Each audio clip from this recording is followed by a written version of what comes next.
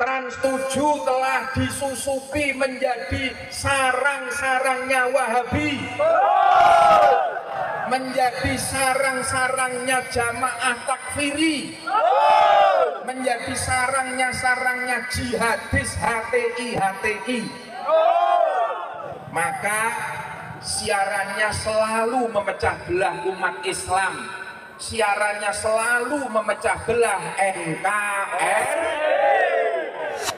Ada apa di balik Trans 7 yang selalu ngutak-atik amaliyah Ahlus Sunnah wal Jamaah? Hasanah program Trans 7 itu mengharamkan ziarah kubur, membid'ah-bid'ahkan amaliyah kita diam, kita tidak pernah marah.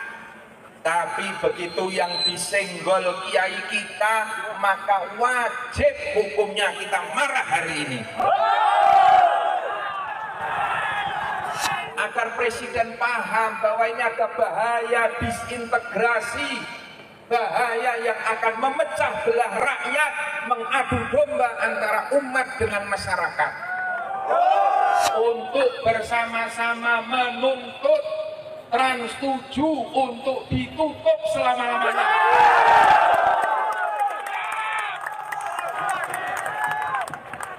Media TV seharusnya menjadi media pendidikan, pencerahan, bukan media fitnah yang justru memecah belah masyarakat. Kita juga akan menegaskan sikap. Meskipun santri niku dilatih kon sabar, santri niku dilatih tawadhu, tapi untuk kemungkaran kita tidak boleh diam. Untuk kemungkaran kita harus melawan. Apa yang dilakukan oleh Trans 7 itu bukan kritik. Santri itu biasa dikritik. Karena di pondok kita dilatih diskusi, dilatih basul masail. Tapi yang dilakukan Trans 7 itu adalah penghinaan.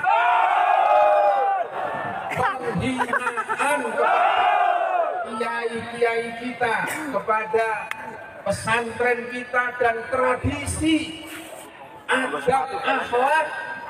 Itu yang kita lakukan untuk para alim ulama kita. Karena pondok pesantren, para kiai adalah benteng-benteng Ahlus Sunnah wal Jamaah. Pondok pesantren dan para kiai-kiai adalah bentengnya NKRI. Pondok pesantren dan para kiai adalah bentengnya moral akhlak bangsa Indonesia.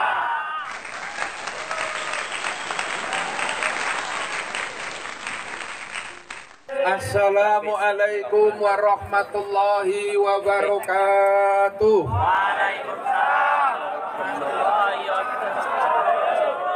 Bismillah, alhamdulillah, wassalatu wassalamu ala rasulillah wa ala alihi wa ashabihi wa mawalah amma ba'dah.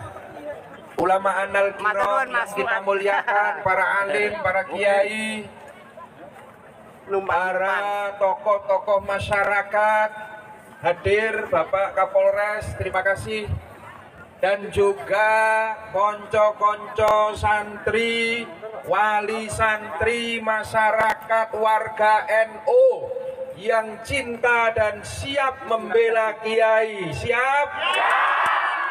Hari ini kita bersama-sama berkumpul. Satu, kita istighosah nyuwun datang Allah. Kita yakin Allah Maha Adil. Allah akan memberikan keadilan kepada orang-orang yang zalim. Yang kedua kalinya, kita juga akan menegaskan sikap. Meskipun santri niku dilatih kon sabar, santri niku dilatih tawadhu, tapi untuk kemungkaran kita tidak boleh diam. Untuk kemungkaran kita harus melawan. Apa yang dilakukan oleh Trans 7 itu bukan kritik. Santri itu biasa dikritik karena di pondok kita dilatih diskusi, dilatih basul masail. Tapi yang dilakukan Trans 7 itu adalah penghinaan. Penghinaan kepada kiai-kiai kita, kepada pesantren kita dan tradisi, adab, akhlak. Itu yang kita lakukan untuk para alim ulama kita. Maka hari ini kita berkumpul menjadi satu, santri se-Kabupaten Magelang, wali santri, muhibin dan warga NU, untuk bersama-sama menuntut Trans 7 untuk ditutup selama-lamanya.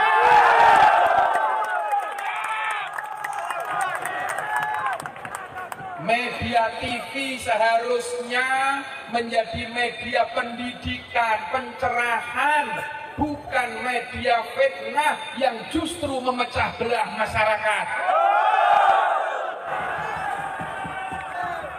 Media yang memecah belah masyarakat juga yang harus kita waspadai. Ada apa di balik Trans 7 yang selalu muta-atik amaliyah Ahlus Sunnah wal Jamaah. Hasanah program Trans 7 itu mengharamkan ziarah kubur, membid'ah-bid'ahkan amaliyah kita diam, kita tidak pernah marah. Tapi begitu yang disenggol kiai kita, maka wajib hukumnya kita marah hari ini. Tapi saya minta dulur-dulur sedoyo tetap menjaga ketertiban. Sanggup? Menjaga keamanan. Sanggup? Nanti sampaikan aspirasi kita ke DPRD agar nanti sampai ke DPR RI dan sampai kepada Presiden, agar Presiden paham bahwa ini ada bahaya disintegrasi, bahaya yang akan memecah belah rakyat, mengadu domba antara umat dengan masyarakat. Ini bahayanya di situ. Trans 7 telah disusupi menjadi sarang-sarangnya Wahabi, menjadi sarang-sarangnya jamaah takfiri, menjadi sarangnya jihadis HTI. Maka siarannya selalu memecah belah umat Islam, siarannya selalu memecah belah NKRI. Kalau Anda ingin menghancurkan NKRI, maka hancurkan Nahdlatul Ulama. Kalau ingin menghancurkan Nahdlatul Ulama, hancurkan dulu pondok-pondok pesantren, jauhkan umat dari para kiai. Itu strateginya. Karena pondok pesantren, para kiai adalah benteng-benteng Ahlus Sunnah wal Jamaah. Pondok pesantren dan para kiai-kiai adalah bentengnya NKRI. Pondok pesantren dan para kiai adalah bentengnya moral akhlak bangsa Indonesia. Sing penting awak dhewe bareng-bareng bismillah, niat ingsun menjaga marwah para ulama kita, niat ingsun menjaga marwah pondok-pondok pesantren kita. Insya Allah apa yang kita lakukan hari ini akan tercatat menjadi amal jihad dan fisabilillah. Arep ndadekke barokah manfaat ilmu kula panjenengan sedaya. Allahumma amin. Saya mau cerita tentang NU. NU kata orang Madura, Nahdlatul Ulama. Jadi pakai ejaan lama, NU. Kalau kata teman saya, Cak Nanto, ini ketua pemuda Muhammadiyah, ini teman saya, di Madura itu 90% itu agamanya Islam, 10%-nya Muhammadiyah katanya. Ini kata Cak Nanto ini. Jadi saya sering sudah menyampaikan di beberapa media sosial, Bu, sebenarnya bahwa ada salah seorang akademisi dari Harvard University namanya Phil Caruso. Phil Caruso ini adalah Tillman Scholar, nggak perlu saya ceritakan lah apa itu, nggak mungkin ngerti juga. Jadi Phil Caruso ini mengatakan bahwa satu-satunya tonggak yang hari ini, jadi gini ceritanya, ini banyak yang mempertanyakan, kok saya tidak menemukan tulisan itu? Karena memang ini diterbitkan dalam sebuah jurnal terbatas dari Harvard University di Amerika. Nah, saya membacanya itu di Amerika. Jadi mungkin tidak dirilis ke sini karena memang di situ pada akhirnya ketika muncul wacana Islam Nusantara, Phil Caruso ini diserang. Karena menurut Phil Caruso salah satu kekuatan dari Nahdlatul Ulama itu adalah satu entitas organisasi Islam terbesar yang percaya bahwa Islam itu bukan alat untuk mengarabkan seluruh umat Islam di seluruh dunia. Ini NU yang percaya itu, makanya kemudian NU itu hidup dengan metamorfosisnya dan diaspora Islam dimanapun di seluruh dunia, dan hidup dengan kebudayaan dan kearifan lokalnya. Jadi kalau Islam di Uzbekistan, Bu, itu budayanya ya budaya Uzbek. Islam di Cina itu budaya yang dipakai adalah budaya kearifan lokal Cina. Suku Hui dan termasuk orang-orang Cina di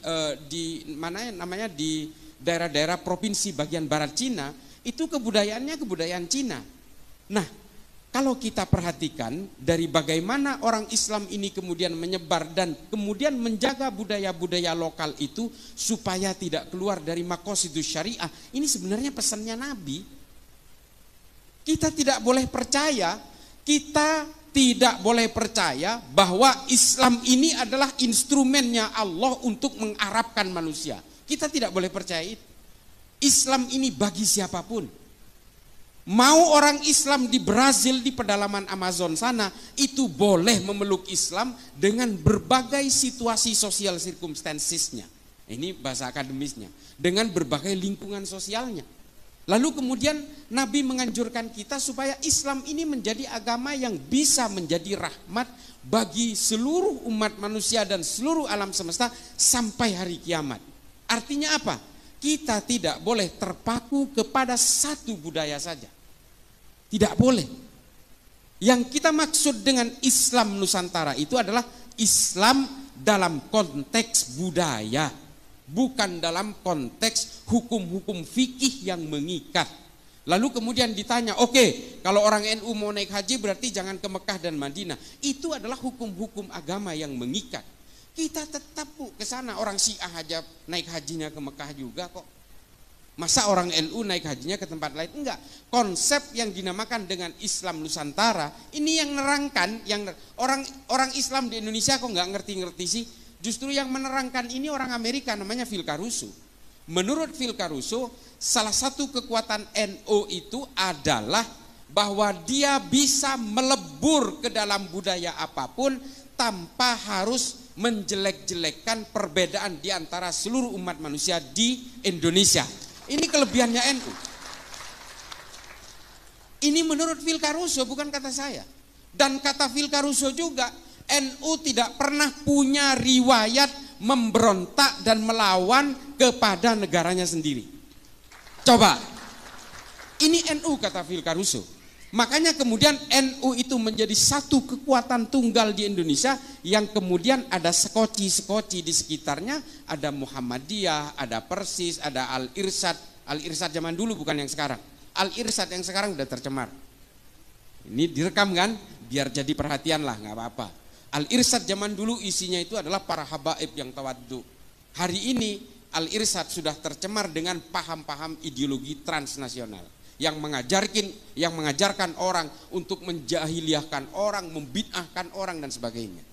NU tidak pernah gelisah dengan keimanan orang, Bu. Kita tidak dididik untuk kemudian membenci orang yang berbeda. Kita tidak pernah dididik untuk menjadi seperti itu. Saya lahir di keluarga pesantren, saya lahir dari kalangan Nahdien hingga hari ini, saya tidak pernah diajari untuk membenci, mencaci maki, mencelakai, membinasakan orang lain yang berbeda. Tidak pernah. Nah, itu yang kemudian menjadi kandungan utama dari NU. Nah, kemudian NU ini menjadi tonggak yang sangat penting di negara ini. Kenapa? Nah, ini tinjauan secara empiris dari yang dilakukan oleh Phil Caruso dalam penelitiannya. Karena berangkat dari penelitian terhadap Densus, Bapak Ibu sekalian. Phil Caruso mengatakan Densus telah berhasil mengatasi gerakan-gerakan radikal, ekstrim dan teror di Indonesia, tapi tidak bisa ditiru oleh negara lain. Nah, ini ditulis sampai sekarang masih ditulis oleh salah satu website namanya Middle East Institute, MEI.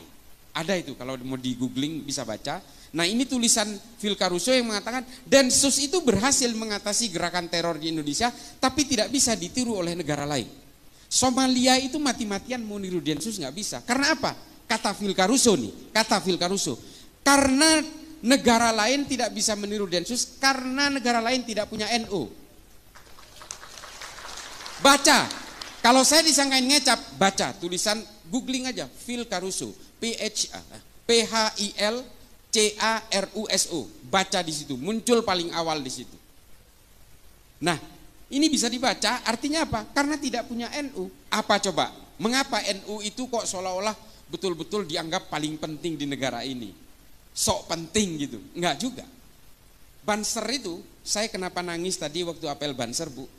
Saya itu betapa bangganya. Wallahi, tallahi, billahi, saya betul-betul begitu bangganya saya melihat tadi apel Banser. Saya membayangkan kalau Mbah Hashim hidup hari ini. Coba bayangkan betapa bangganya dengan barisan serbaguna ini, dan betapa bangganya dengan kalangan muslimat dan juga berbagai banom-banom NU yang sudah mekar. Ketika NU berdiri tahun 1926 itu harus pura-pura membuat acara haulnya Mbah Holil di Surabaya. Ini berdirinya NU tahun 26 itu, sampai harus berpura-pura. Hari ini kita bisa bergerak terbuka, bisa apel di lapangan alun-alun Magelang dan sebagainya. Ini betul-betul barokah para ulama. Nah, Banser ini jumlahnya 7 juta, Bapak Ibu sekalian. Ini soheh ini. Karena Gusmen kebetulan teman saya. Ini soheh karena berdasarkan data, 7 juta.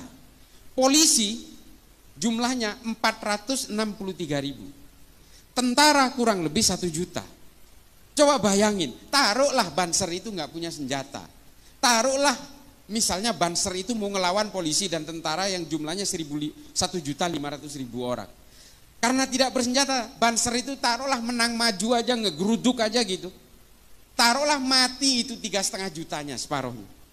3,5 juta Banser itu bisa menguasai negara ini atas nama Nahdlatul Ulama. Apakah Nahdlatul Ulama mau? Gak mau. Kita tidak diajari untuk berkhianat terhadap negara ini. Tidak diajari untuk itu. Kelompok lain sudah pernah melakukan pemberontakan, Bu. Kartosuwiryo memproklamirkan diri di Tasikmalaya, negara Islam Indonesia, lalu membentuk Darul Islam, Tentara Islam Indonesia, membentuk kesatuan-kesatuan militer, memberontak pasukan Andi Aziz di Makassar, Karmuzakar di Banjarmasin, dan kemudian melakukan gerakan-gerakan negara Islam Indonesia hingga hari ini. Dan kemudian pecah menjadi JI, JAD, JAK, JAT, JAS, MMI, MIT, MIB, NII, Khilafatul Muslimin. Ini semua pecahan negara Islam Indonesia yang ingin memberontak kepada negara Indonesia dan menjadikan Indonesia negara agama. Apakah ini pernah dilakukan NU? Tidak pernah. Padahal NU itu adalah organisasi terbesar. Bansernya aja 7 juta. Belum kalangan Nahdiennya. Coba bayangin, begitu gampangnya kita menguasai. Dan ketika para ulama merumuskan bagaimana negara ini harus bergerak ke depan, membuat satu filosofi Grundslag, filosofi dasar dari negara kita, NU bisa saja mengintimidasi semua ulama dan tokoh nasionalis pada waktu itu untuk menguasai negara ini. Tapi para ulama NU tidak mau melakukan itu. Ulama-ulama NU merekrut berbagai tokoh agama nasionalis dan berbagai organisasi dari Muhammadiyah dan sebagainya untuk merumuskan bersama-sama bagaimana kita ke depan supaya kita tadi tidak saling gontok-gontokan. Lalu kemudian diputuskan sebuah al-asobiyah. Ini kata Ibnu Khaldun, Bu, dalam Al-Muqaddimah. Para ulama kita ini nggak bego, nggak bodoh. Beliau itu membuat rumusan bersama itu berdasarkan rujukan pemikir-pemikir Islam abad pertengahan. Namanya Ibnu Khaldun, namanya Abu Bakar Ahmad Ad-Dinawari. Ada kitab namanya Al-Mujalasa wa Jahirul Ilmi yang membahas tentang bagaimana membela negara. Dan kemudian merumuskan Pancasila dengan Bhinneka Tunggal Ika, yang kemudian setelah kita teliti hari ini ternyata terilhami dari tulisan Ibnu Khaldun dalam Al-Muqaddimah pada abad ke-13. Coba, ulama kita ini nggak begitu aja memikirkan itu. Oh, kemudian kalau kita berpikir hari ini al-asobiyah itu adalah Pancasila, ya itulah hasil rumusan para ulama. Karena dulu Nabi ketika menguasai Madinah, beliau langsung membuat satu piagam Madinah sebagai tonggak kesepakatan bersama antara suku Aus dan suku Hazrat, pribumi dan pendatang yang kemudian disatukan dalam Muhajirin dan Ansor, dan menyatukan orang-orang Nasrani dan orang Yahudi menjadi satu entitas bersama bernama negara Madinah dengan piagam Madinah. Piagam Madinah ini mengatur apa? Mengatur hak dan kewajiban yang sama antara orang-orang yang berbeda, ya. Lalu kemudian mengatur juga semua bahwa manusia siapapun di Madinah, harkat dan martabatnya harus semuanya diakui tanpa melihat latar belakangnya, suku maupun agamanya. Nah, dari sini kemudian memecah dua pemikiran tadi yang saya sebutkan. Abu Bakar Ahmad Ad-Dinawari menulis Al-Mujalasa wa Jahirul Ilmi, merumuskan itu. Artinya apa? Membela negara itu adalah hukumnya wajib. Ini juga yang kemudian oleh Mbah Hashim ditekankan kepada kita, kita semua adalah fardu ain dalam membela negara. Ini semua sanadnya mengalir dari Kanjeng Nabi. Lalu kemudian ada seorang mu'allaf tiba-tiba ujuk-ujuk umur 40 mengenal Islam, namanya Felix Yao, mengatakan membela tanah air tidak ada dalilnya dalam Islam. Saya katakan sedikit kasar, ini goblok namanya. Salah satu korban perang Uhud itu namanya Mukhairik, orang Yahudi. Hanya 2 kitab sejarah yang menerangkan Mukhairik ini sudah memeluk Islam ketika ikut perang Uhud, tapi 8 diantaranya yang lain mengatakan dia masih Yahudi. Mukhairik ini adalah seorang pemuka agama Yahudi, kalau di Yahudi itu namanya rabi. Dia adalah seorang rabi. Perang Uhud itu terjadi hari Sabtu. Karena hari Sabtu, Mukhairik ini dilarang oleh keluarganya. Kamu ini hari ini adalah hari Sabat. Orang Yahudi tidak boleh keluar rumah. Tapi Mukhairik mengatakan, saya harus membela Nabi karena selama ini Nabi telah melindungi kita. Kaum minoritas seperti kita dilindungi oleh Nabi, maka ketika Nabi berperang saya harus ikut. Mukhairik memaksa keluar untuk berperang bersama Nabi dalam perang Uhud, lalu kemudian Mukhairik gugur. Tapi sebelum Mukhairik berangkat ke perang Uhud, Mukhairik meninggalkan catatan fatwa waris kepada keluarganya bahwa 3 kebun kurma dan 51% dari 51 bagian dari seluruh harta saya, kalau saya mati di perang Uhud, serahkan kepada Nabi. Nah, 2 kebun kurma dan 1 kebun anggur kalau dalam Tarikh At-Tabari disebutkan. Ini kemudian ketika gugur Mukhairik dalam perang Uhud, semua harta yang difatwa wariskan ini diserahkan kepada Nabi. Lalu Nabi membuat lembaga wakaf pertama di dunia, Baitul Mal pertama di dunia, untuk menyantuni janda-janda perang dan anak-anak yatim karena korban perang. Nah, Baitul Mal pertama yang dibuat oleh Nabi ini modalnya dari mana? Dari orang Yahudi yang namanya Mukhairik. Ini loh yang dimaksud bahwa semua orang punya hak dan kewajiban yang sama dalam satu negara, menjunjung tinggi kesepakatan bersama yang bernama Pancasila yang pada zaman Nabi disebut Piagam Madinah. Ini Bapak Ibu sekalian. Jadi ajaran-ajaran yang dilakukan oleh para ulama NU untuk merumuskan Pancasila sebagai dasar negara ini tidak ujuk-ujuk. Pemikiran Ibnu Khaldun ini kemudian dipakai oleh Adam Smith, John Locke, John Maynard untuk merumuskan demokrasi modern hari ini.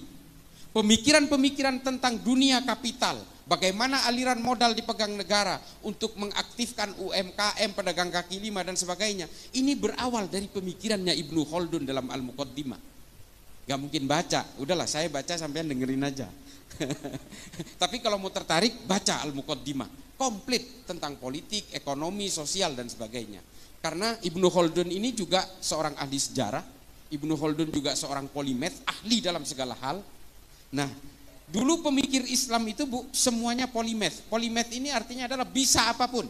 Ibnu Sina itu selain ilmu kedokteran, dia juga bisa mengukur jarak antara bulan dan matahari. Ini Ibnu Sina ini. Hari ini oleh orang-orang Wahabi dikafirkan karena dia orang Persia. Coba. Ini nanti akan saya bahas sedikit di bagian terakhir. Lalu kemudian Al-Khawarizmi, orang Persia yang juga hari ini dikafirkan. Dia yang menciptakan angka 0 dalam matematika. Namanya Al-Khawarizmi, orang Islam Bu. Yang menciptakan kamera di HP ini, itu orang Islam pertama kali menulis dalam sebuah kitab namanya Al-Haya. Al-Haya ini tidak dihargai di Arab, kemudian dibawa ke Jerman, lalu kemudian dirumuskan di Jerman, sehingga yang kita kenal hari ini yang menciptakan lensa pertama itu orang Jerman. Itu orang Islam semua.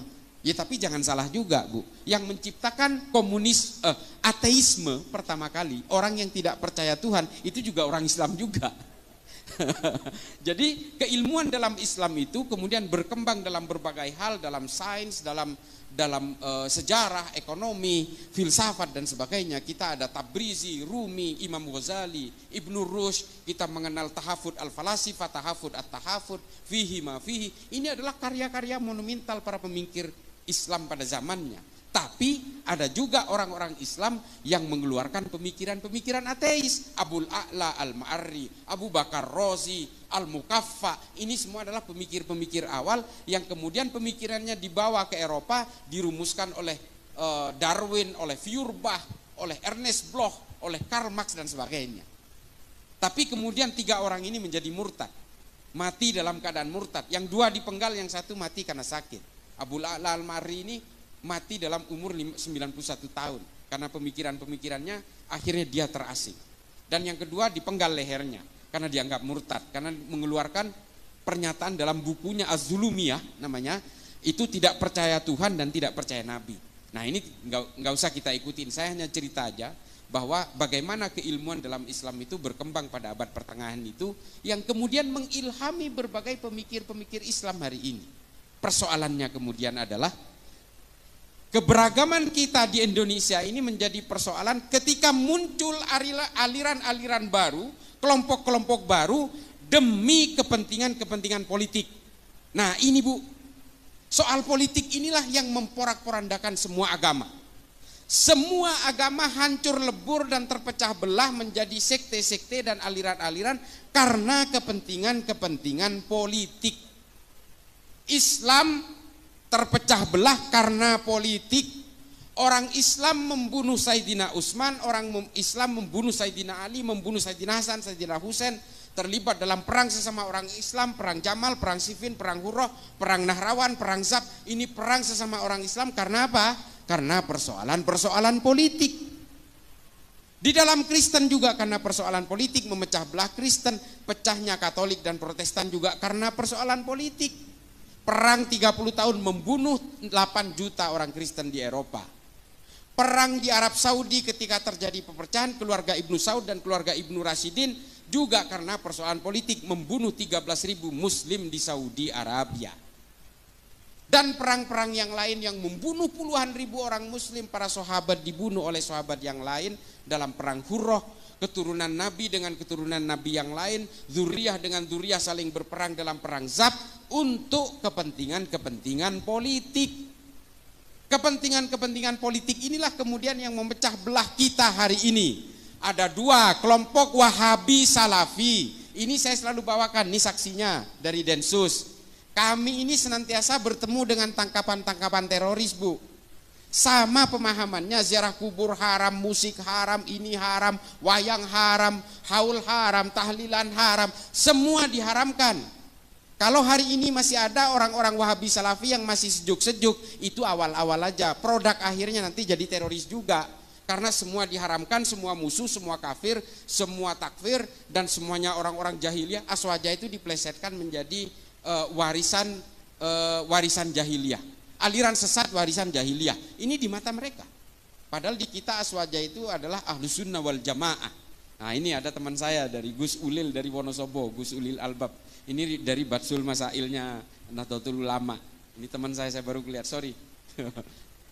Ustadz, jadi ini semua kemudian yang memporak-porandakan kita. Belum kita bicara tentang Hizbut Tahrir, Bu, dengan agenda khilafah dan sebagainya. Belum kita berbicara tentang Ikhwanul Muslimin. Ikhwanul Muslimin ini yang justru paling bahaya. Saya katakan bahaya kenapa? Pak, saya ini sudah berkali-kali ke Mesir, saya sudah berkali-kali ke Afrika, saya sudah berkali-kali ke Asia Selatan, saya sudah membuat riset, studi banding dan sebagainya. Yang paling berbahaya ini kenapa saya katakan Ikhwanul Muslimin? Karena ubudiyah dan amaliyahnya hampir mirip dengan kita. Mirip dengan orang-orang Nahdien. Mereka juga maulidan, mereka juga ziarah kubur, mereka juga datang ke haul, mereka datang ke tahlilan. Sama Pak. Sama-sama Asy'ariyah, sama. Konsep tauhidnya sama, konsep akidahnya mirip. Apa yang kemudian membuat berbeda antara orang Ikhwanul Muslimin dan Nahdien? Cita-cita politiknya berbeda.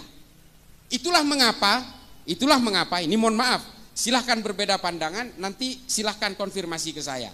Mengapa saya selalu melawan fatwa-fatwa dari Ustadz Abdus Somad? Mengapa saya melawan itu? Karena satu, dia tetap mengglorifikasi khilafah. Yang dikutip adalah dari perkataan Imamul Hakim dalam Al-Mustadrak ala Sahihain. Saya udah baca juga kitabnya. Sama Pak. Kita udah pelajari juga.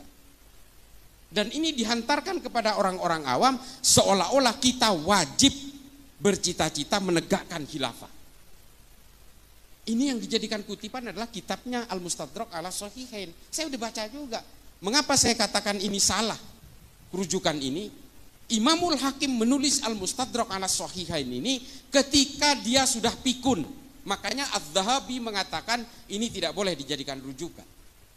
Karena apa? Imamul Hakim terpengaruh oleh kekuatan-kekuatan politik pada zamannya. Gak boleh dijadikan rujukan. Lalu kemudian yang kedua yang saya lawan dari fatwanya UAS adalah dia menghalalkan dan menganggap jihad istishhadiyah kepada orang yang melakukan bom bunuh diri di Palestina. Bom bunuh diri ini tidak ada jihad-jihadnya Pak. Bunuh diri ya bunuh diri aja. Yang kedua, perang Palestina dan Israel bukan perang agama. Ini perang politik. Kalau ini perang agama, orang Islam di Arab sudah ikut berperang bersama-sama Pak. Nggak ada satupun. Bahkan Arab Saudi, Mesir, dan Turki bersahabat dengan Israel. Mengapa bisa begini? Karena ini perang politik. Dan perang di Israel itu terjadi ribuan tahun sejak zaman Islam belum ada. Sejak zaman Islam belum membentuk menjadi satu agama di Mekah. Masih dalam berbentuk harokah-harokah Islam itu. Perang di Yerusalem itu sudah terjadi. Perang antara Titus Vespasian, Charlemagne, pasukan Templar, pasukan-pasukan dari Kekaisaran Bizantium. Itu sudah berperang di Yerusalem.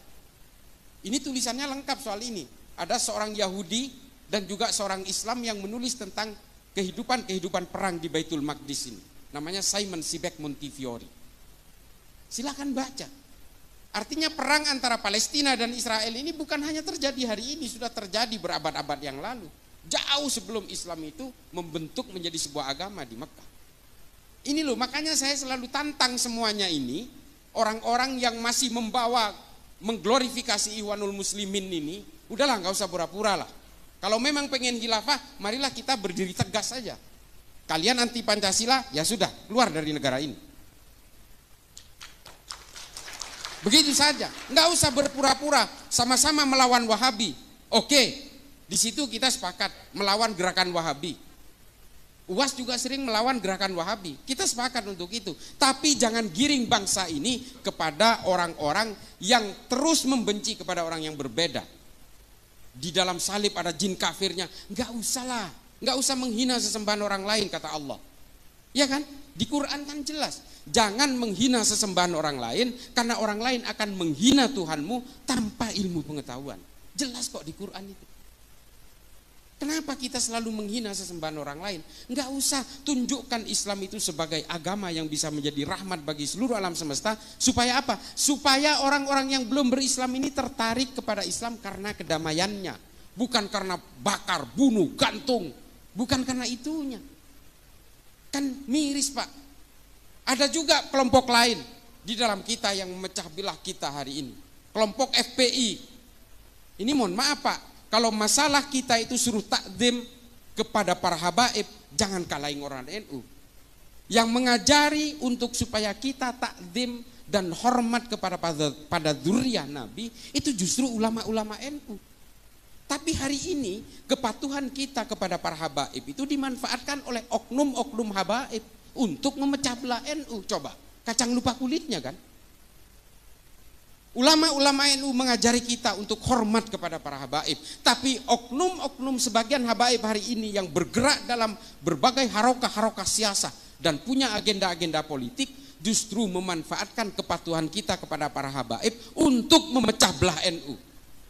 Ini kan betul-betul miris. Ini mohon maaf Habib, ini yang kemudian membuat kita miris. Orang-orang yang hari ini ingin memecah belah NU, percayalah, mereka adalah orang-orang yang ingin menghancurkan Indonesia. Kita tegas saja di sini.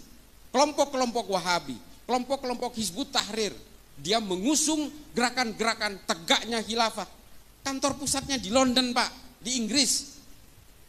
Coba bayangin, pernahkah kita curiga? Kok bisa loh gerakan-gerakan khilafah ini kantor pusatnya di London coba? Ini yang biayai siapa? Ini operasinya siapa? Ikhwanul Muslimin juga di London Pak. Dan satu lagi di Libanon, coba bayangin. Ini siapa yang gerakin? Operasinya siapa? Lalu dia datang ke Indonesia membawa gerakan-gerakan Hizbut Tahrir, gerakan-gerakan khilafah, tegaknya daulah dan sebagainya. Mengacak-acak kita, mengadu domba kita. Dan di Madura Pak, di kampung saya hari ini, yang namanya NU, belum tentu NU Pak. Bisa jadi NU aliran garis keras yang terpapar oleh FPI. Ini di Pamekasan contohnya, yang mempersekusi rumahnya Pak Mahfud MD, yang menyandra Kiai Ma'ruf Amin di mobilnya, itu adalah kelompok-kelompok ini. Sama Pak, tahlilan juga, haul juga, maulidan juga, baca-baca rotib juga, sama. Nah, yang paling terakhir adalah, lalu bagaimana kita akan bersikap? Apakah kita tidak boleh berpolitik kalau ternyata politik itu hanya memecah belah umat? Boleh Pak, Bapak Ibu sekalian, boleh berpolitik. Kata Imam Ghazali dalam Ihya Ulumuddin mengatakan Islam dan politik itu seperti saudara kembar. Islam diperlukan untuk mengawal ruang-ruang politik ini supaya tidak keluar dari jalur maqasidus syariah. Ini jelas. Boleh berpolitik Pak, tapi gunakan ilmu pengetahuan.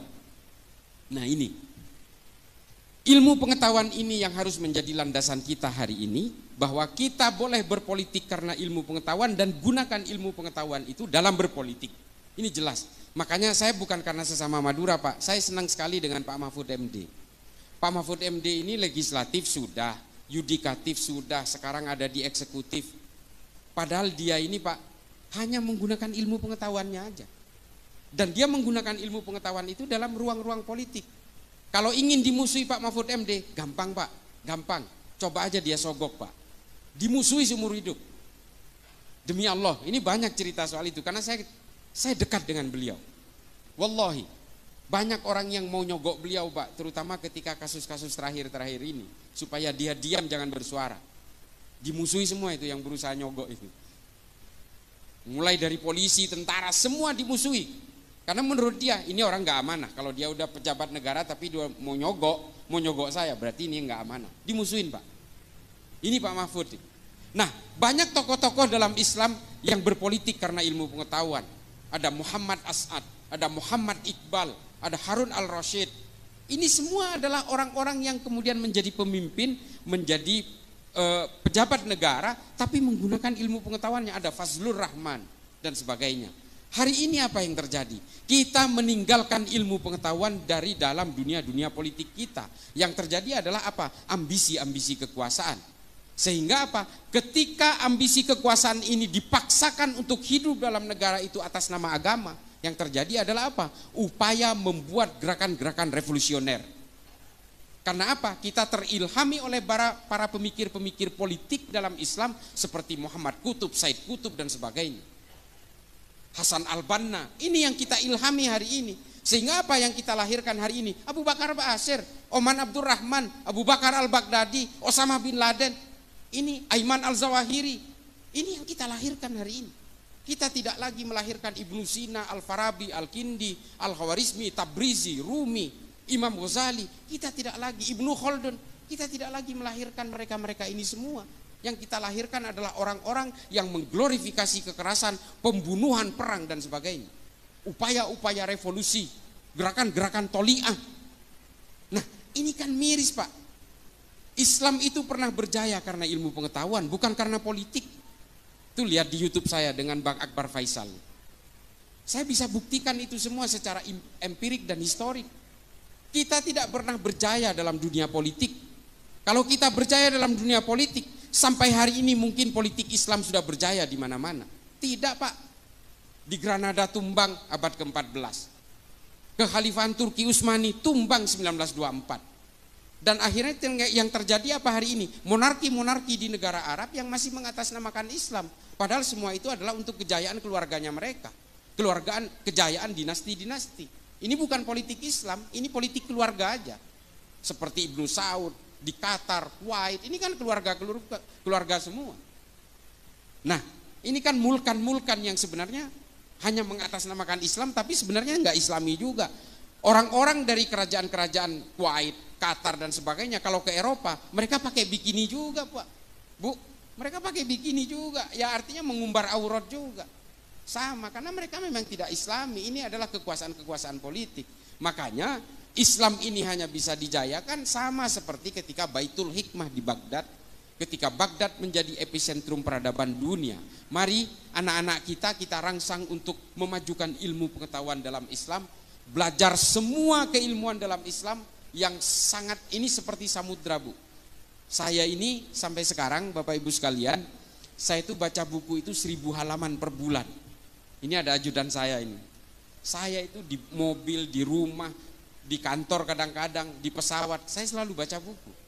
Karena saya meyakini dengan membaca buku, saya bisa menularkan kepada generasi-generasi berikutnya. Islam ini kalau menjauh dari ilmu pengetahuan dan hanya mendekat kepada kekuasaan-kekuasaan politik, pada akhirnya Islam ini tidak akan menarik. Yang membuat orang menarik itu adalah ilmu pengetahuan. Orang cinta kepada Islam karena Ibnu Sina banyak. Pemikiran Ibnu Sina dalam ilmu anatomi tubuh dipakai sampai sekarang. Angka 0 dalam matematika yang dikeluarkan Al-Khawarizmi dipakai sampai sekarang.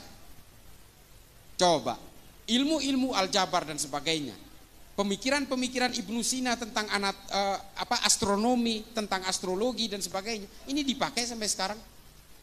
Ilmu tentang biologi, tumbuh-tumbuhan, ini ditulis dalam kitab An-Nabat oleh Abu Bakar Ahmad Ad-Dinawari. Sampai sekarang dipakai tentang ordo klasifikasi tumbuh-tumbuhan. Ini dari Islam semua, Bu, Bapak Ibu sekalian. Makanya kembalikan kejayaan Islam ini lewat ilmu pengetahuan. Kalau dengan politik kita hanya bermimpi tentang perang, bagaimana melakukan proses negosiasi politik di tingkat elit, bagaimana berbagi konsesi kekuasaan dan sebagainya. Enggak jauh-jauh dari situ. Dan ketika satu negara itu dikuasai oleh kelompok Islam, percayalah nanti akan berperang dengan sesama kelompok Islam. Di Afghanistan sudah terjadi, Bu. Taliban menguasai atas nama Islam, tapi kemudian muncul musuh dari aliansi utara, muncul musuh dari ISIS Khorasan. Karena selalu begitu, Bu. Kekuasaan yang mengatasnamakan agama pada akhirnya terjebak dalam firqoh-firqoh yang berbeda-beda. Kelompok-kelompok yang berbeda. Karena apa? Dari tafsir-tafsirnya di Islam itu sudah berbeda-beda. Dari mazhab sudah berbeda-beda, dari manhaj sudah berbeda-beda. Makanya ketika kelompok Islam itu menguasai satu panggung politik, biasanya perpecahan terjadi. Yang satu ingin begini, yang satu ingin begitu. Pada akhirnya apa? Yang satu semua ingin diakomodasi, perang satu sama lain sesama Islam. Ini sudah terjadi. Sunni dan Syiah itu pecah karena persoalan politik. 1400 tahun belum selesai permusuhannya sampai hari ini. Nah, jadi Bapak Ibu sekalian, kalau ingin memajukan Islam, rangsang anak-anak kita, cucu-cucu kita untuk belajar tentang ilmu pengetahuan, tentang basis-basis era digital segala macam. Algoritma digital, algoritma berbagai pemikiran-pemikiran yang bersifat lebih ke depan, visioner ke depan. Ini berikan kepada anak-anak kita.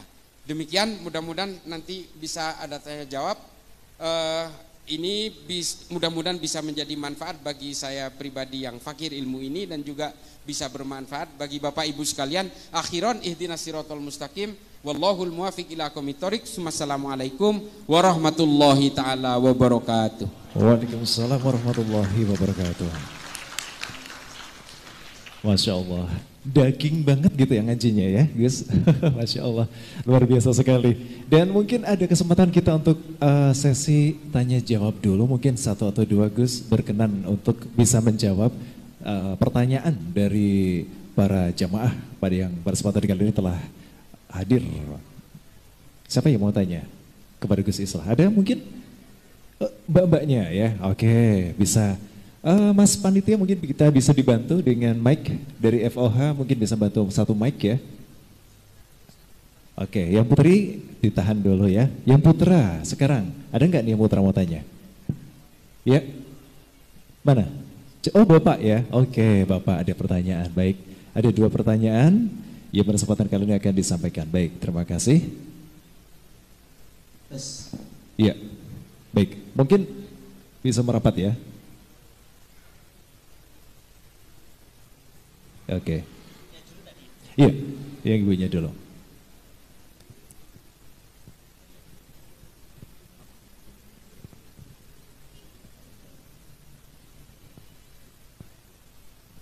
Sebelumnya nama, status. Assalamualaikum warahmatullahi wabarakatuh. Waalaikumsalam warahmatullahi wabarakatuh. Nepangaken kawula ati perwakilan dari PC ISNU Kabupaten Magelang. Alhamdulillah ketuanya juga dari Untidar Pak Ibrahim, matur nuwun sanget.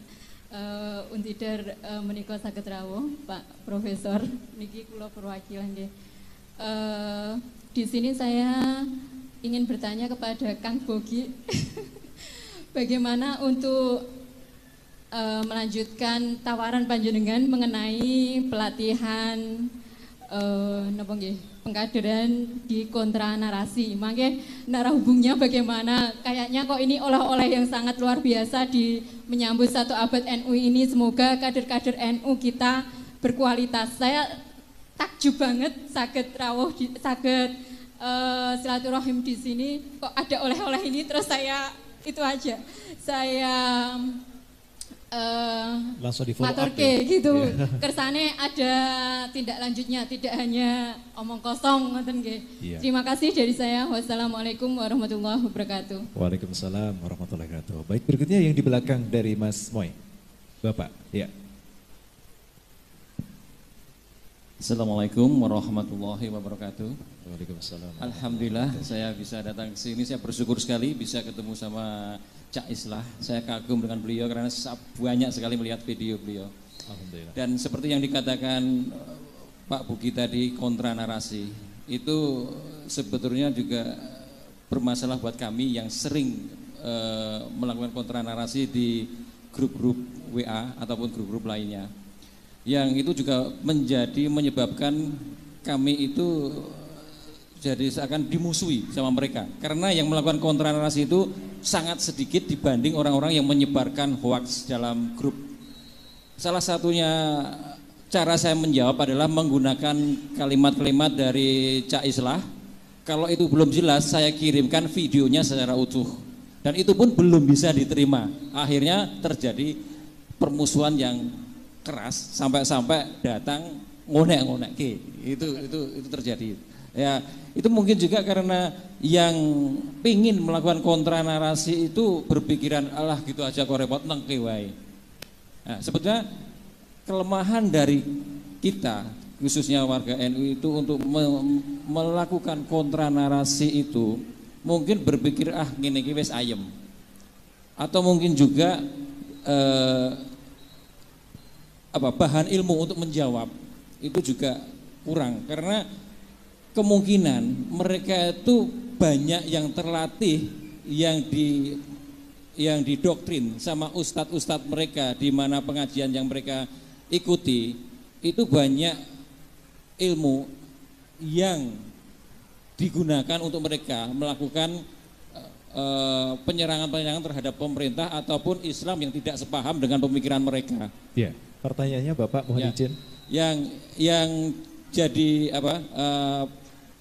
pertanyaan saya, seakan-akan kenapa kok sekarang banyak pengajian yang menyebarkan doktrin-doktrin yang saya anggap itu memusuhi Islam yang tidak sepaham dengan mereka, memusuhi pemerintah, itu kok seakan-akan tetap berjalan dengan tenang. Khususnya adalah yang di lingkungan universitas. Saya banyak bertemu dengan anak-anak yang dulunya dia itu rajin mengikuti pengajian saat kuliah. Setelah selesai kuliah itu jadi orang yang keras. Nah, apakah benar Pak untuk pengajian-pengajian di lingkungan universitas yang keras-keras itu memang didiamkan saja, ataukah ada trik lain untuk menghambat mereka untuk menyebarkan ajaran-ajaran yang melawan pemerintah ataupun menjelek-jelekan aliran yang tidak sepaham dengan mereka gitu. Ya. Itu aja. Assalamualaikum warahmatullahi wabarakatuh. Waalaikumsalam warahmatullahi wabarakatuh. Ya, cukup 2 saja terlebih dahulu ya, karena alokasi waktu saya terbatas. Kami persilakan kepada Gus Islah atau Kombes Pol Bogi. Terima kasih Ibu. Untuk program konten narasi, gambaran saya, kami aja yang di Sulawesi Tengah, di Poso masih ada lagi daerah yang masuk lagi kabupaten. Itu aja kita kirim. Apalagi yang ada di Magelang. Ya, kita hanya 5 jam saja dari kantor kami. Nanti silahkan catat nomor saya, nanti habis ini kita diskusi kira-kira nanti modelnya bagaimana. Apakah kemudian dari PCNU atau mungkin dari para pondok pesantren, kita siap untuk menghadirkan tim kita. Untuk yang tadi mahasiswa Pak, tadi sudah saya sampaikan juga bahwa radikalisasi itu tidak hanya terjadi di lingkungan masyarakat, tapi di lingkungan dunia pendidikan. Banyak mahasiswa yang kemudian terpapar dalam hal pemikiran, ya, dan bahkan mahasiswa kemudian menjadi pelaku teror, dia ahli bom yang kemudian ditangkap di wilayah Sulawesi Tengah, itu dari mahasiswa dari salah satu universitas terkemuka di Indonesia. Ya. Jadi memang radikalisasi yang kemudian dibawakan oleh kelompok misalnya HTI itu banyak merambah ke dunia pendidikan. Bahkan dalam rilis terakhir dari BNPT kalau tidak salah ada indeks radikalisasi anti Pancasila itu di beberapa universitas itu ada, termasuk universitas negeri itu ada juga. Nah, ini menjadi garapan kami sekarang, ya, bagaimana kemudian kita bisa menangkal, mencegah radikalisasi yang terjadi di lingkungan mahasiswa. Karena ini berbahaya Pak, sangat berbahaya, di mana sebenarnya otak-otak mahasiswa yang produktif untuk membangun negara ini ternyata hanya dicokoki oleh doktrin-doktrin yang kemudian mereka ingin jalan singkat untuk menjadi seorang mukmin, ya, dalam kacamata mereka. Sehingga apa? Salah satunya adalah ya mengkafirkan sistem yang ada di negara ini, sistem pemerintah, ya, kita togut dan sebagainya, yang akhirnya nanti tujuan utama adalah mereka bagaimana bisa menyongkong adanya khilafah yang ada di Indonesia, yang kemudian ini bisa membahayakan negara ini kalau kemudian dari lingkup pelajarnya, mahasiswanya yang produktif sebenarnya untuk membangun bangsa itu kemudian terpapar oleh virus yang namanya virus radikalisme ini. Begitu Pak. Ya, sekali lagi itu ada Pak, dan itu sedang menjadi perhatian khusus dari negara terkait penyebaran radikalisme di lingkungan kampus atau mahasiswa. Terima kasih. Baik, terima kasih ya. Baik, mungkin Gus Islah mau menambahkan sedikit saja.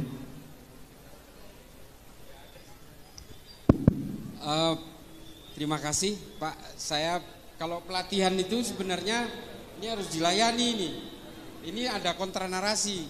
Nah, biasanya kalau ada training tentang algoritma digital ya, Mas Bogi istilahnya, itu biasanya juga dikasih bantuan device biasanya ya, gadget satu, handphone apa gitu untuk mengglorifikasi berbagai ideologi kebangsaan. Nah, menyikapi berbagai konten yang ada di media sosial, Bapak Nyun Sewu, ini memang menjadi satu persoalan yang sangat nasional hari ini. Satu, karena memang Kominfo ternyata tidak bisa berbuat apapun. Entah mereka tutup mata atau ada satu sistem yang kemudian leaking di dalam, sehingga berbagai konten itu sebenarnya sangat mudah secara digital untuk di block out. Bisa sekali, sangat mudah. Apalagi hanya men-take down salah satu akun misalnya yang selalu menyebarkan hoax dan ajaran-ajaran nggak benar. Gampang sekali sebenarnya. Cuma memang ada beberapa platform yang harus bersurat kepada platform pusatnya di Amerika atau di Rusia. Tapi ada beberapa platform yang sangat mudah. Cuma masalahnya memang ada beberapa kelompok tertentu di Kominfo ini yang kemudian menjadi benalu di dalamnya. Yang seolah-olah ada pembiaran di situ. Saya bisa bersaksi soal ini, karena ini salah satu kerjaan saya adalah mondar-mandir dari Kominfo. Hampir setiap minggu kita mondar-mandir ke Kominfo hanya untuk melaporkan konten itu. Dan kemudian mandek di salah satu lantai itu aja. Selalu begitu. Ini mohon maaf, saya harus terbuka soal ini. Karena ini adalah keluhan kami juga. Saya ini kebetulan bukan polisi Pak, tapi saya tenaga ahli pencegahan radikalisme, ekstremisme, dan terorisme di Mabes Polri, dalam hal ini di Densus 88. Jadi saya tahu persis bagaimana kendala-kendala dalam konten-konten digital ini untuk diberangus. Termasuk kalau saya sih nggak gelisah sebenarnya. Yang banyak protes itu adalah kiai-kiai di kampung-kampung yang protes karena saya dituduh Syiah, saya dituduh liberal dan sebagainya. Hanya karena ini mumpung ada ibu-ibu muslimat, saya itu dituduh liberal Bu, karena saya pernah berkata begini. Saya secara pribadi saya bilang saya anti poligami. Karena kalau saya berpoligami, anak saya dan istri saya pasti berantakan. Maka bagi saya yang namanya poligami yang pernah dilakukan Kanjeng Nabi itu buat saya mudorot, saya bilang. Buat saya pribadi maksudnya. Kalau ada orang lain mengatakan itu menjadi maslahat ya silakan aja. Tapi buat saya mudorot. Dan bagi saya secara pribadi, satu-satunya mungkin yang pekerjaan Nabi yang tidak pernah akan saya tiru adalah menikah berpoligami itu. Nah, gara-gara ngomong begini, padahal saya ngomongnya itu pribadi. Maksud saya pribadi tidak akan mungkin berpoligami dan saya anti poligami. Saya kesian anak saya kesian istri saya cinta kepada istri saya. Oke, dalam soal harta saya bisa berbagi adil dengan istri saya. Tapi kalau soal perasaan kan nggak bisa dibuat adil seadil-adilnya. Nah makanya kemudian saya diserang liberal karena mengatakan itu. Ya ini kan saya pribadi. Ya gitu ya. Nah ini saya supaya, nah tudingan-tudingan Syiah, tudingan-tudingan saya anti poligami disimpulkan kemudian menjadi liberal, ini anteknya Yahudi, ini anteknya orang Kristen untuk merusak Islam. Nah ini ada di media sosial. Saya sendiri sudah mengajukan bahwa ini fitnah. Saya melaporkan ke polisi, percuma juga. Orang kalau membenci Bu, tidak bisa dihentikan dengan pemenjaraan. Benci ya benci aja gitu. Yang bisa membuat mereka itu tidak benci adalah kesadaran di dalam sanubari dan di dalam nuraninya mereka. Makanya saya tidak mau laporin mereka ke polisi, tapi atas usulan dari para kiai di daerah-daerah, terutama dari kiai-kiai NU, Gus ini bahaya buat sampean, nanti sampean karena ini disampaikan berkali-kali bahwa sampean ini Syiah, sampean liberal, nanti pada akhirnya banyak orang yang percaya. Nah ini saya mengajukan take down terhadap konten-konten ini saja. Ini tidak pernah dilaksanakan oleh Kominfo. Untungnya yang men-take down itu Allah. Yang paling getol menyerang saya Syiah dan liberal itu ada kiai, katanya kiai, menurut saya bukan. Itu di Jember, nama akunnya Benteng Akidah. Ternyata dia meniduri 14 santrinya dan satu ustadahnya, namanya Fahim, sekarang udah di penjara. Ternyata Allah yang men-take down dia, nggak perlu Kominfo. Karena yang menyuarakan bahwa saya ini dibiayai oligarki, saya ini Syiah, saya ini liberal, ini orang ini pertama kali. Hanya untuk menghujat saya, dia membuat 6 konten di YouTube-nya, coba bayangin. Hanya untuk menghujat saya. Ya alhamdulillah Allah mungkin yang tidak terima, akhirnya ditunjukkan oleh Allah kepada kita semua kejahatan dia. Dan ternyata memang dia punya masalah dengan persoalan-persoalan nafsu seksualnya ini. Akhirnya ya diringkus sama polisi ya kita sih tidak mau ingin membuka aib saudara-saudara kita, tapi pada akhirnya kita itu jangan pernah tertipu oleh jubah-jubah agama, jangan pernah tertipu oleh mereka yang membajak kesalehan-kesalehan, karena kita semua ini sejatinya adalah pendosa. Kita semua ini adalah pendosa. Yang tidak punya dosa itu hanyalah Nabi. Jangan kemudian kita merasa paling suci dan kemudian kita merasa berhak untuk menghakimi orang lain bahwa orang lain pasti masuk neraka, kita pasti masuk surga. Janganlah. Jangan pernah menyerobot hak-hak Allah dalam menentukan penghakiman dan juga menentukan siapa kafir, siapa bukan kafir. Jangan serobot.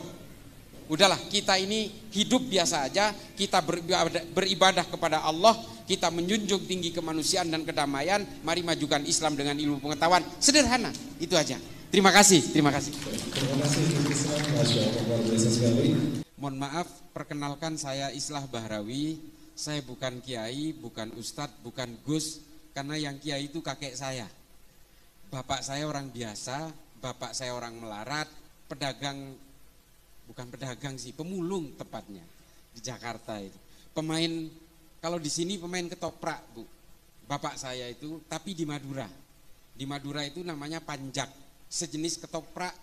Kalau di sini apa? Campur sari gitu. Nah, itu bapak saya. Tapi bapak saya ini muridnya Yai Usman Jatipurwo. Jadi bapak saya meskipun pemain campur sari itu, bapak saya itu ahli torikoh dari Naqsabandiyah. Nah, jadi kakek saya yang kiai kebetulan santri terakhir dari Syekhona Khalil bin Abdul Latif dari Bangkalan. Satu angkatan dengan Kiai As'ad Syamsul Arifin dari Sukorejo. Itu kakek saya. Itu aja, saya lahir di Madura. Saya sudah tua, umurnya 52 tahun. Saya sempat mondok di pondok pesantren Syekhona Khalil di Bangkalan 3 tahun. Kemudian saya kuliah di Jakarta, lalu saya belajar, nah ini, saya belajar Islamnya kebalik. Kalau teman-teman saya belajar Islamnya itu ke Arab Saudi atau ke Timur Tengah atau ke Mesir atau ke Maroko, saya belajar Islamnya ke Amerika, kebalik, Bu. Saya belajar sejarah dan filsafat Islam di Zaytuna Institute di California. Jadi campur aduk, tapi insya Allah saya tetap Ahlus Sunnah wal Jamaah dan sejak lahir insya Allah sampai saya mati tetap Nadiyin sejati. Al-Fatihah. A'udzubillahiminasyaitonirrajim. Bismillahirrahmanirrahim. Alhamdulillahirabbil alamin. Arrahmanirrahim. Maliki yaumiddin. Iyyaka na'budu wa iyyaka nasta'in. Ihdinas siratal mustaqim. Siratal ladzina an'amta 'alaihim ghairil maghdubi 'alaihim waladdallin. Amin. Bismillahirrahmanirrahim. Allahumma sholli ala sayyidina Muhammad. Amin ya Allah. Amin ya Allah. Amin ya Allah. Rabbana wa qina adzabannar wa qina adzabannar wa qina adzabannar wa adkhilna jannata ma'al abrar ya aziz ya ghaffar ya rabbal alamin. Subhana rabbika rabbil izzati amma yasifun wa salamun alal mursalin walhamdulillahi rabbil alamin. Matur nuwun, wassalamualaikum warahmatullahi wabarakatuh.